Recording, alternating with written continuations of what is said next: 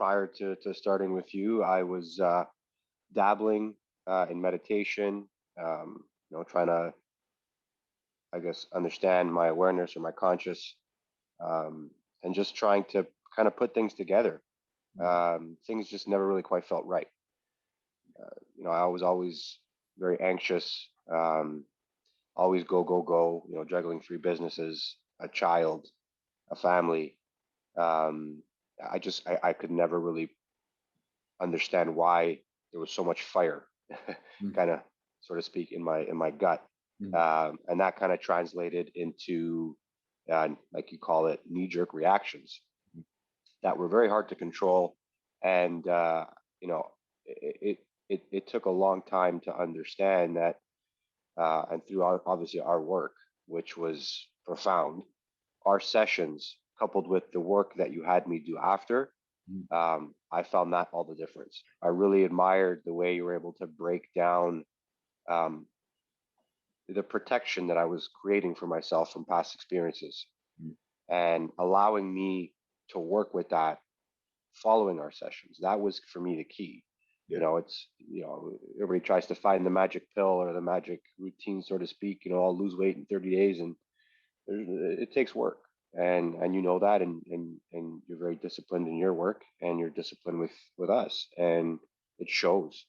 And once you do the work, I mean, the outcome is unbelievable. I've gone from, you know, being very protected, very knee jerk reaction, so to speak, very short fused. The littlest things would kind of tick me off and frustrate me and either dictate my day or dictate my week. Whereas now, even through our sessions, one of them specifically stands out is where, talk about the screen door, just kind of, would you rather be happy or would you rather be right? Yep. And that just that little bit of information really hit home for me, clicked.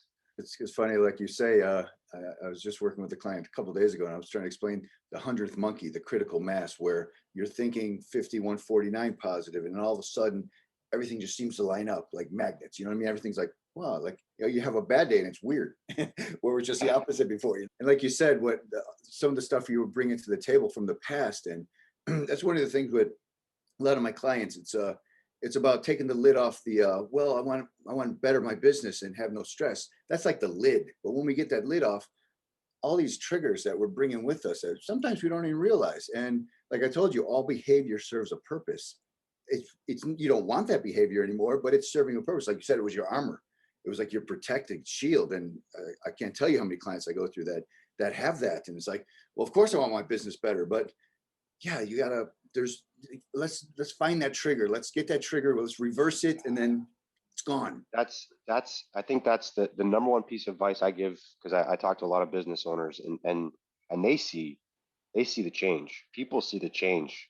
It's not just the way I look at myself, which is important as well, very important, the self-care aspect, and to love yourself. But you want to be successful in business, you got to work on yourself. It's Oh not yeah. the business, it's not the model, it's not the process, it's the person behind it. Yep. You got to give them attention, which is yourself in essence. But you got to give yourself attention. Your clients will notice it. Mhm. Your team or your employees will notice it, Yep. and they'll act behind that. So many times my staff, they'd feed off my energy. So most of the time I'm anxious because I'm always go go go, and I'm not really taking a breath, and I'm speaking. I'm cutting people off, and I'm just speaking, and I'm speaking, and speaking, I'm ranting, and I'm spitting out knowledge, and I'm spitting all these facts, but it's creating anxiety without me even knowing. Right. Now I'll just be able to sit back and be relaxed, Right. calm, and take things at a very composed angle. Right. People catch on to that. Mhm. They love it. They want to be around you. They want to buy from you. They want to work with you. It's a completely different. I mean, if one thing for business owners, you work on yourself, Mhm. the rest will follow. The success will follow. Yeah. It has to. Yep. If you could sit back and take that brief second and just take a breath, and all great leaders, if you realize it or not, if you ask them a question, they'll go, Yeah, and boom, three solutions just came up that quick because they're relaxed. You know what I mean? And so when you get your funnel in order, it doesn't matter what anybody's saying or doing to you. Like I tell people, there's no such thing as a stressful job, a stressful life, a stressful relationship. Those things are what they are. The way you're interpreting them, that's the whole game. It's all in your internal funnel, how you interpret it, you know? I teach when you go into any meetings or like you said, working with your employees, it's just you come in with that different energy. People are like, what's he taking? What's what's he on? What, Yeah, you know, exactly. where'd that change come from? It's a cool feeling because the whole room calms down. You know what I mean? They really do follow your lead. And like, where are you at now as far as like, I mean, it sounds like you tipped over the 100th monkey, the critical mass, you're more times than not. So is it just like, does it come up once in a while, or is it just that you can think about it that quick and it resets? You know what I Yeah, mean? I mean, it takes a lot now for me to get riled up. I know how to turn it on. Mhm. Like if I'm going to the gym Right. and I need a little bit of fire in me. So understanding that that's okay. I have that person in me. Yep. I do. And Yep. I know when to use it. So for me now, I'd say the last episode, actually, what episode happened this morning when my son was being extremely difficult Mhm. and tried to use distraction, tried to use everything. And, sometimes, the in laws get involved and they start talking, and it was just a lot of commotion. And then you start getting a little bit frantic, like, oh, wait, there's just so much going on. And I just sat back. Instead of saying anything, I just like, you know what? I feel it. It's coming up. I'm going to stop it right now. I'm going to sit back, let everybody have their conversation because I don't need to be involved in this right now. Yep. I don't need to be right. Right. I'm not. Nobody's offending me. They can speak freely. It's their mind. Right. But I'm able to identify and control. Mhm. And hopefully, I'll get to the point where you're at, where I don't even need to control it. It's natural, and that just comes with repetition. Right. But yeah, it still comes up every once in a while. Sure. Some people bring it out, but I don't. I try not to allow them. And what's crazy? I was actually in a meeting with the partners at the firm I represent. I was pitching a new idea, and at first the partners were thrilled. And then I went into a meeting, and I got what felt like completely ambushed. It Mm. went from they were thrilled with the idea to it felt just like a one-sided negative conversation. Mhm. And immediately I just stopped the conversation calmly. Yeah. I was like, okay, guys, listen, I appreciate you taking the time to hear me out and my ideas. Right. But clearly, this just doesn't seem like it's the right fit for you guys right now. So rather than waste anybody's time, Mm. I thank you. We'll just go back to the status quo. I got an email the next day Right. from the CFO saying, that was extremely astute uh, for you to just acknowledge where that conversation was going and politely redirect it.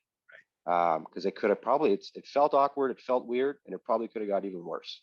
Right. I'm like, yeah, the old me I would have went up against the wall. I would have been defensive. I would have been Yep. probably, probably would have said some things that wouldn't have went well with the Right. partners. Right. Uh, but I was able to just say, you know what? If they can't see the vision, if they can't see they don't have that vision, that outlook, the same that I do, then maybe they're just in a different place right now. Mhm. Maybe one day they'll align, they'll see it, and they'll come to me, and I'll wait for that day. But for now, I'm good the way I am. I don't need to change. And I think that in itself, that speaks wholeheartedly to the work. I mean, Yeah. I went from a complete bulldog to let me just Yeah. let me just relax into this for a minute. Yeah. It was strange. I'm not gonna lie, because every part of me wanted to come out and just start. I wanted to rebuttal. I wanted to argue. I wanted to push, push, push. And I'm like, what for? Yeah. Why swim against the current? Right. Don't fight it. Yeah, that's that power of being in the now. Like you said, all great leaders have that. They're in the now. And when you realize the room gets weird, you acknowledge it. Like, okay, it just got weird in here. What's going on? And it's a win-win for everybody, or it's a win for you and you retreat. But it's always, you're always in control of that. But passion doesn't necessarily have to mean like fire, angry fire. I think that's that we think the successful businessman is this hungry, Mm. passionate, go getter, got to win, win, win. But you don't need to say it out loud. Yeah. You can Right. feel it right here. Yeah, yeah. Listen, I'm gonna win. I'm Yeah. gonna smile when I do it. Right. I'm gonna be calm, but I'm gonna win. Sometimes when my wife ticks me off, Mm. I feel it. Yep. I just don't react the way I do, which before was pretty bad because I said that shield was up. I always felt defensive. I had to protect myself. I had to be the, the boss or the wear the pants or whatever. Now I don't really care. My wife can wear the pants. There are many ways to get to where one has to go. I think the value in your sessions is the work in the subconscious, the things that you don't know are there or you don't know what the triggers are, and sometimes could take a long time to identify them. It could take a lot of introspection, a lot of meditation, a lot of asking yourself questions and then trying to remember these triggers. It's not to say you can't do it. It could be done, but you're talking about people who've done this for 10, 20 years and they're still figuring it out. Now, this is for me, what this is a way to get there faster, more efficiently, and work on it to be better tomorrow versus working toward it. Yes. You're identifying it, working on it, and then you're working forward towards something else. The work I do, I listen to the story that you tell, and then I say, oh, there's something under that piece that you just said out loud that maybe you didn't even realize you said. And I go, there's something back here that's causing, because all behavior serves a purpose. And I listen intently and I go, wait a second, what you just said. And some people just live that story without even realizing there is an underlying current and trigger that's the reason they act that way. So it is. To be fair, it feels uncomfortable at first. It feels very uncomfortable, and that uncomfort, if you don't continue the work, could trigger you to revert. But understanding that it's okay, it's completely, like you said, you're completely changing. You're completely changing, and within a week, something that has been there your whole life, and you thought, why is this happening? Why can't I control this? Right. And you just fixed it in a week. It's going to feel uncomfortable and awkward, but then once you sit into it, whew, you're like, what the heck? Why was I holding on to that? Yeah, it is. Change is awkward. Change is just that. It's like, this is different. This is weird. Okay, I'm going with it because this is where I want to go. But you almost kind of like, and part of it's almost like it's just gone. And because when we replace a trigger, it's like, it's mostly gone. And it's just like, wow, I used to be really upset there. This is weird, good, weird, but this is weird. One of the things I always tell people, because I have so many male clients that come through that, they say, I couldn't even tell my wife how I felt with the anxiety and the stress. And they feel like they can't share with anybody. Like nobody knows what they're going through. You know what I mean? And so just like reaching out to someone like me, what advice would you give them? You're going through some things. We see it. We talk about it all the time. And talking about it is great.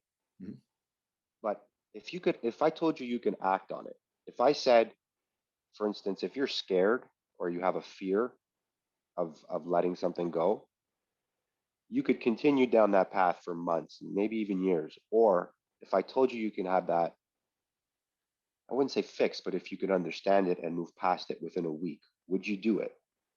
That's how I said it to Daniel. And Daniel was like, absolutely. I said, then you need to talk to Kelly.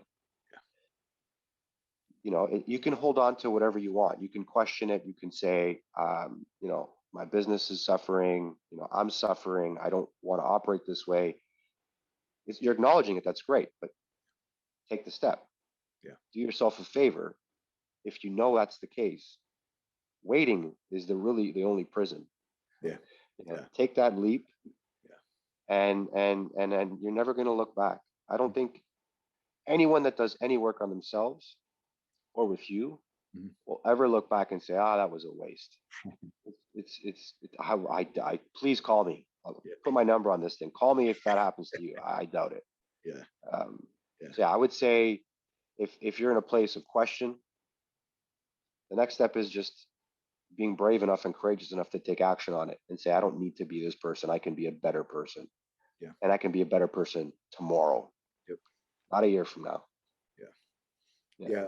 Like you said, the work is done inside of you. You do the work every week. And when we get together, and there's work every day, we call it work. It's just putting headphones on, but it's, you have to do it. You have to do the work. And I remember I was talking to another coach I was working for, trying to work online with my business.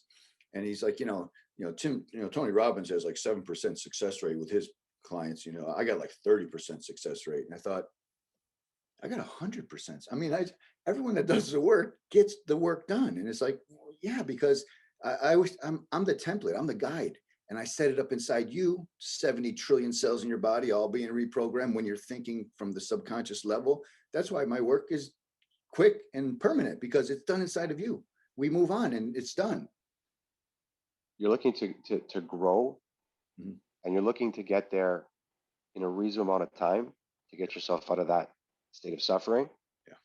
Yeah, there's no doubt in my mind that this is the way to go. And I think that that's the key that you should be promoting. It's 100% success rate. But if you want to, just like I'm sure people who are calling you, they know there's something and they want to work on it. And with your techniques and the work that you ask of your students or your whoever your partners, as you call them, um, it has to be 100% success rate. Yeah. It's incredible. There's no yeah. I just don't see how you don't succeed if you're consciously there and you're working with the subconscious to make someone the person they want to be. Yep. Yep. Yeah. 100% success rate. Anyone out there that's going, yeah, God, I am going through that. And it's, God, Yeah, there is help out there. Holy cow. I thought I was the only one feeling this and thinking this way, yeah. I would say even put me as a referral contact if someone says, hey, can I speak to any one of your previous or even current um, you know what do you call us, clients, Clients. partners, whatever, Yeah. clients. Yeah. Yeah, give them my email, tell them to reach out, or her. I gladly help them understand what the benefits are. No, I appreciate that greatly. Thank you. That's awesome. No Yeah. problem. Very cool.